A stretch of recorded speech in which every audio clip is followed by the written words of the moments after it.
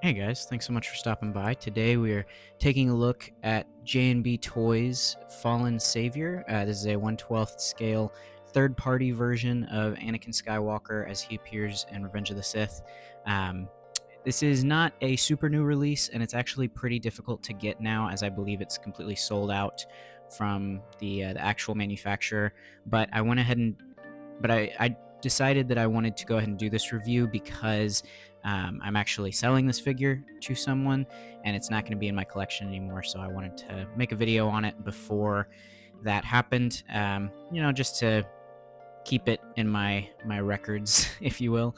Uh, but yeah, it's a very solid figure. I'm honestly a little bit bummed to be getting rid of it, but I know it's going to somebody who's going to appreciate it as much, if not more than me. So happy to do it. But before we get into the figure, we'll go ahead and take a look at the box. I normally don't keep boxes, but because this was kind of a special figure, being a third party and being from a company that I'm not super familiar with, I decided to hold on to it. So the box, I would say for third party, is extremely well done. I don't know too much about this company, but I believe this was one of their first. I know that the episode 2 Anakin was before this one, but other than that, I know that they also have I think a Luke. Um, but yeah, this is a pretty new company from what I can tell. They kind of do a Mezco-esque style, with the different boxes for the different accessories you get, but really great figure photography. Really sells the look of the figure, and kind of, when I got this in the mail, I was very excited to open it up because of the art. Then you see their logo on the top and bottom. Did that backwards, but anyways, that's enough about the box. We'll go ahead and take a look at the figure itself in the aesthetics. Aesthetically, I think this figure looks really good. It has pretty much the dimensions that I would want for Anakin. The actual design of everything is spot on to what we see in the movie, all the way down to him even having a second layer. He has multiple layers of clothing on.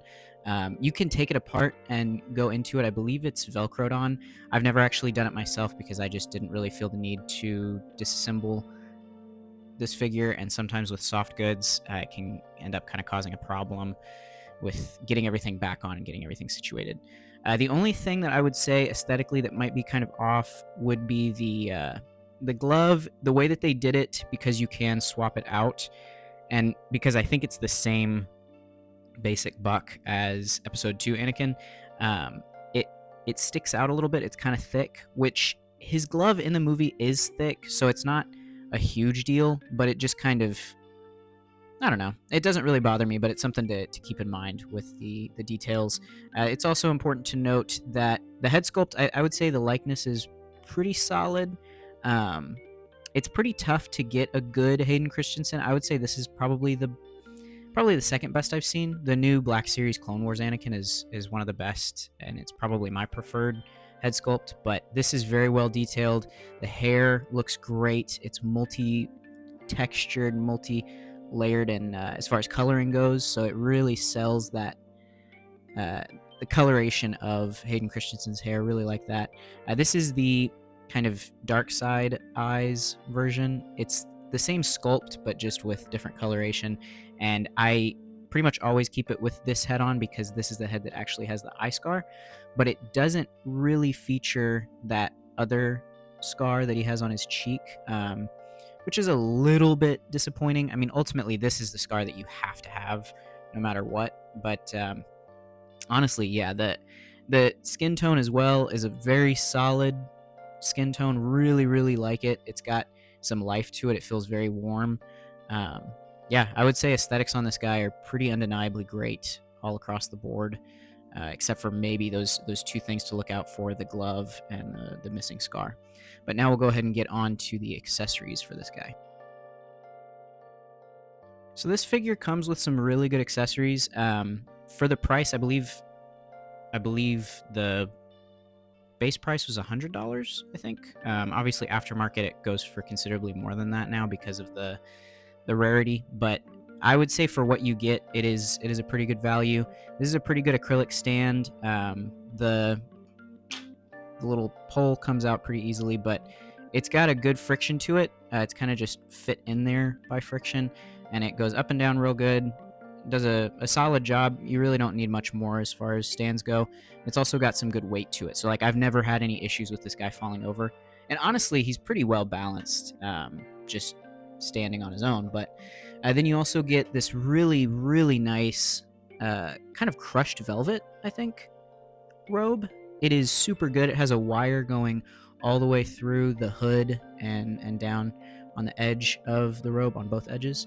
Very good wire. It's not too high of a gauge, but it's high enough that it's firm, and you can get that kind of effect that you're probably going to want out of a Jedi robe. But yeah, it's pretty much the perfect amount of material. It's the perfect thickness of material. This is probably one of the best Jedi robes I've ever seen from any company. Hasbro definitely included, SH Figuarts included. Really good robe, really like it. Then we get on to the alternate head sculpt. Again, this is basically the same sculpt as far as I can tell, but you have the blue eyes and you don't have a scar. So what I would imagine happened here is they went with the episode 2 sculpt to start with and then just changed up the hair, and they might have, for whatever reason, just not done the scar. Maybe they did that to kind of accentuate the difference between the dark side and the light side, just because, the eye color isn't a huge change. But once again, the painting on this is just perfect. The skin tone is great, and yeah, it's really good. I mean, you can see the inside where the hair isn't painted, but it doesn't show through on the figure, so it doesn't really matter there. Then we get this really neat extra hand for his robot hand, which we see only a couple times in the movie, and it's really nice that we got this. In fact, if I can just kind of punch in on the details here, let me see if I can figure out where the zoom is. The detail work is incredible. The painting is great. I mean, obviously these colors, they almost look like they were painted freehand, but they're very effective, especially at a distance, But the piping on the forearm is great. The coloration of the hand as a whole is just really well done. And you can see those wires kind of going through into the palm. Just really, really impressed with the design of this. The only downside I would say to it is it does not articulate in any way. It just pegs onto the wrist, and that's kind of all you get from it. So, it's not really a problem that it doesn't articulate. It does what it sets out to do. Let me see if I can try and. Sorry, guys, I'm using a new camera and I'm still kind of learning the little idiosyncrasies of it. So then getting on to the regular hands, we have the regular flesh tone hand, which again painted super well. There's just a slight pink to the edges, which really, to me, really sells it as flesh tone. I think they knocked it out of the park in that way. That's kind of, your force effect hand doing like a push or maybe a choke. But yeah, then also the detail work on this gloved hand is amazingly good. If you want to punch in there, you can see it may not be coming through super well on camera, but there's obviously this black patch and then the brown leather over it, which is well done and really does do a good job of distinguishing those two. Then as far as gripping hands, same level of quality paint, but this is kind of your lightsaber holding hand. And then the same for the glove.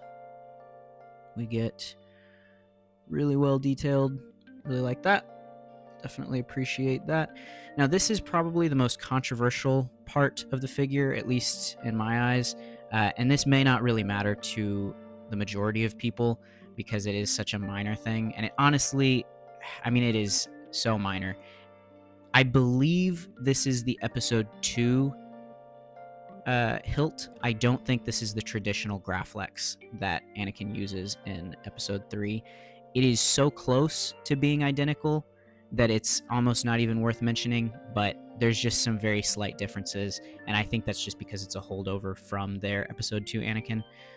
It's really not noticeable, especially when you consider just, how small it is and how similar it is. It's barely anything, but I figured I should mention it. Then you get a second lightsaber, which is super neat.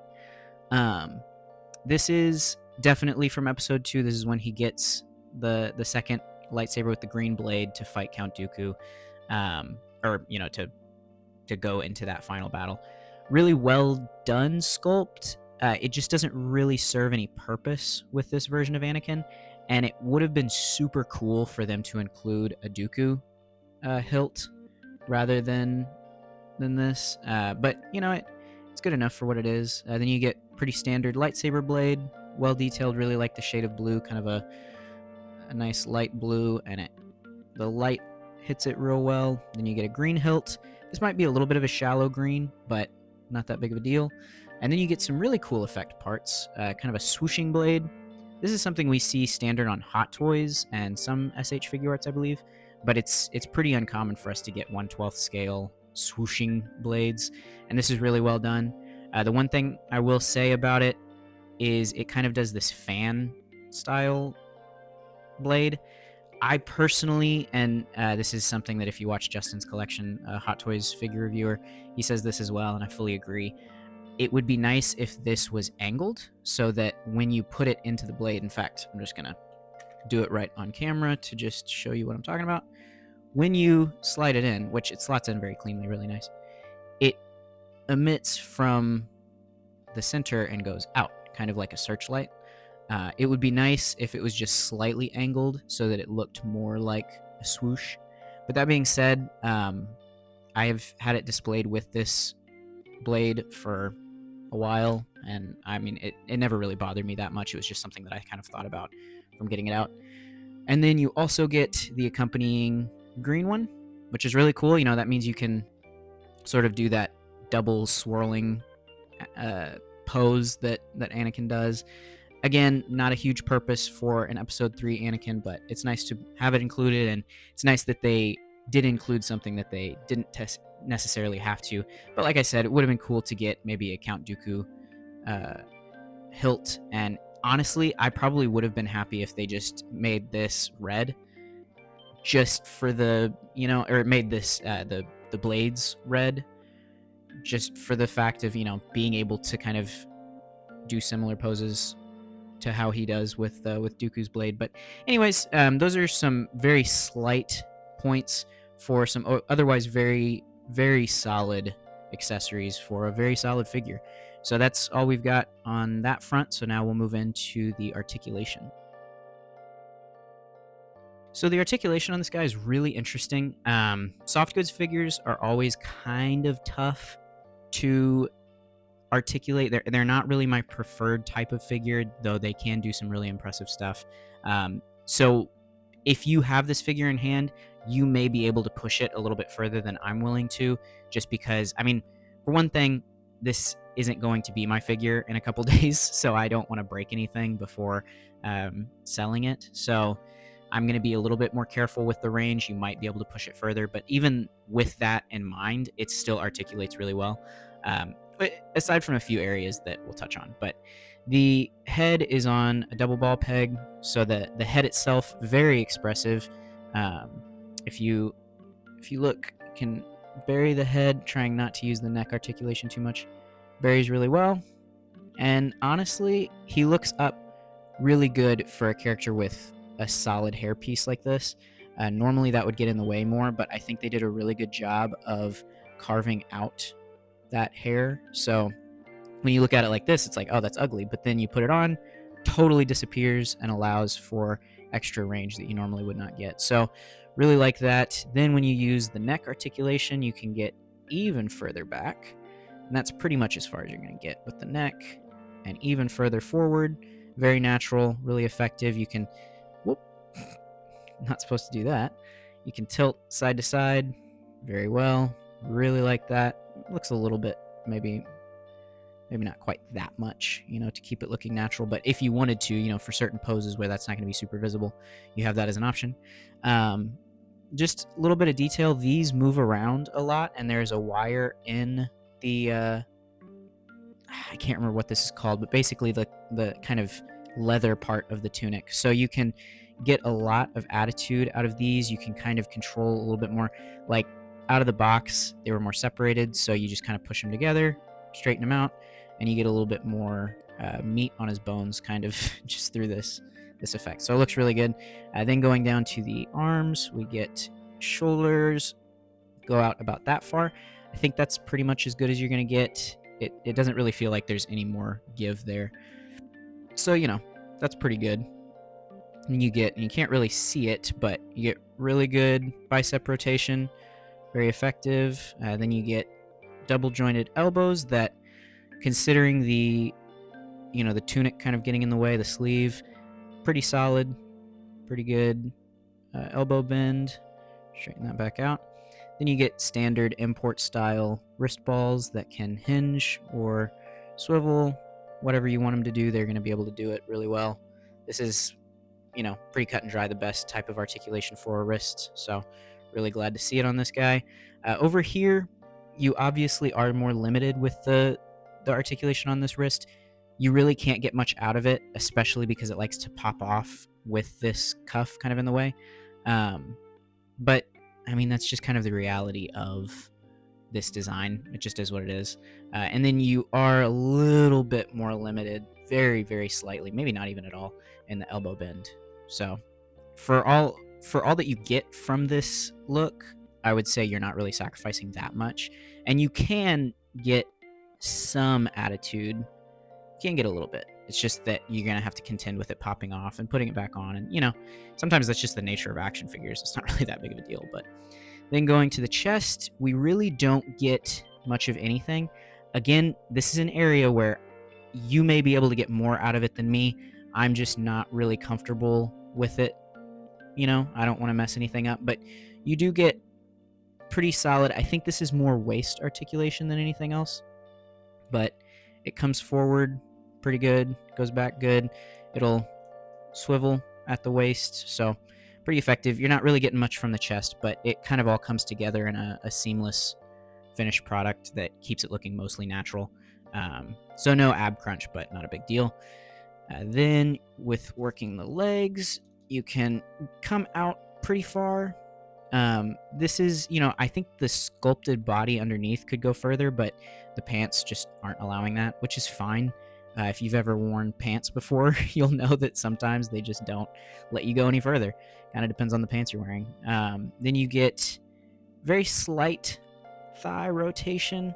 It's definitely there, but not a ton, but kind of good for dialing in a pose. It kicks that far forward, which is really good, especially for a soft goods figure. Then he doesn't really go back at all, which is unfortunate. I would have liked it if they didn't really worry about having a sculpted butt, because you could get some more attitude out of the legs, and you're not really going to see any kind of sculpted butt with a robed figure like this. But, I believe base bodies tend to kind of just have human sculpt just because they're kind of generic and you don't know what they're going to be used for. So they're probably not doing a body from start. They're probably buying this body from an existing mold. So not a big deal. Then you get double jointed knees, which go, again, really good, kind of bunching up. The pants are stopping it from going further, but that's pretty much all you're going to want from an Anakin. I will say this is the one area where I'm very disappointed.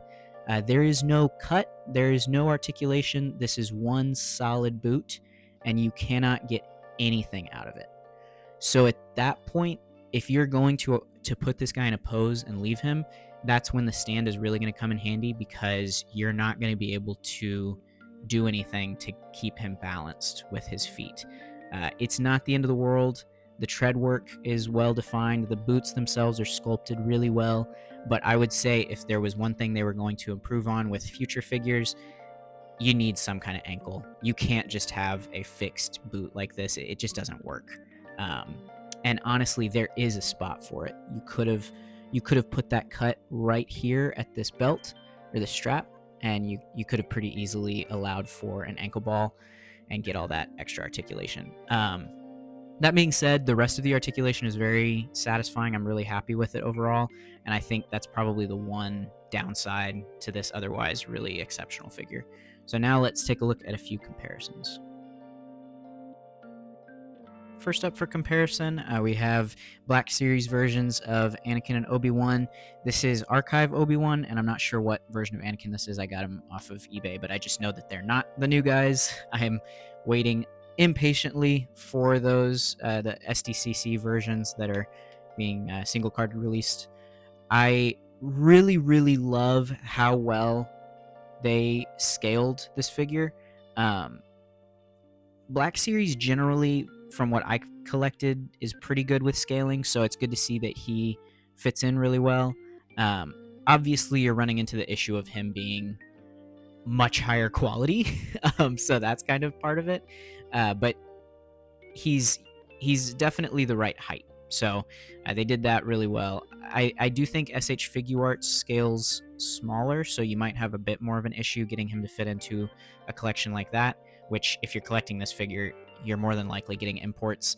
I don't really like SH Figuarts offering for Star Wars, so I tend to stick with Black Series, but that's mostly because I don't collect a ton of Star Wars anyways. I kind of just collect the stuff that means the most to me from the series. But that's all I've got for these guys, so now we'll look at Black Series Phase 1 Clone Trooper and Black Series Clone Wars Anakin. These, again, scale really well, look really good. I think he's about right for being pretty much the same height as a clone. This Clone Wars Anakin might be a little bit more true to scale for Black Series, because I know Anakin is supposed to be a big guy. Hayden Christensen is tall. But again, they work really well together. I did want to kind of show the two head sculpts together, just to kind of give you an idea of what you're working with. I would say they're kind of just going for different things. They're both extremely good for what they are. The paintwork on this is obviously considerably better, but the overall look of both of them is really solid. I think that this just kind of looks more like Hayden, just in general, but that's not to say that there's anything really wrong with this one. This is the most recent output from Black Series, so you would hope that they would kind of improve, but also the hair looks much better on the JNB version. But that's pretty much all I've got for comparisons with this guy. I don't have a ton of Star Wars stuff to show with him, but hopefully this kind of gives you a good idea of how he looks with your Black Series figures. Now let's get into the conclusion. So in wrapping up my review on the JNB Toys 1/12 Fallen Savior, definitely not Anakin Skywalker action figure, this is a really solid release, and it's a great indication of what this company's strong suits are going to be and what some of their areas to work on might be, namely just articulation choice and areas where articulation might be able to be improved. But yeah, other than that, this is an exceptionally good figure. I'm super happy with it, and I think it's definitely worth, if they ever do a reissue of this guy, pick him up. He is worth the asking price. It's a really high quality figure, and it's going to be hard to say bye to him. I've really enjoyed having him in my collection, and yeah, he's going to be missed, but I know he's going to somebody who's going to really appreciate him. So I do a ranking system. It goes first grade, high grade, real grade, master grade, perfect grade. For this guy, I'm going to go perfect grade.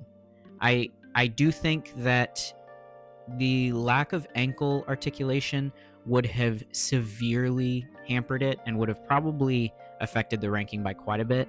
But because the stand works so well, you see, you're able to get him in a good pose. It doesn't look unnatural, and you really are able to work with what they give you. And the articulation that is there, the accessories that are there.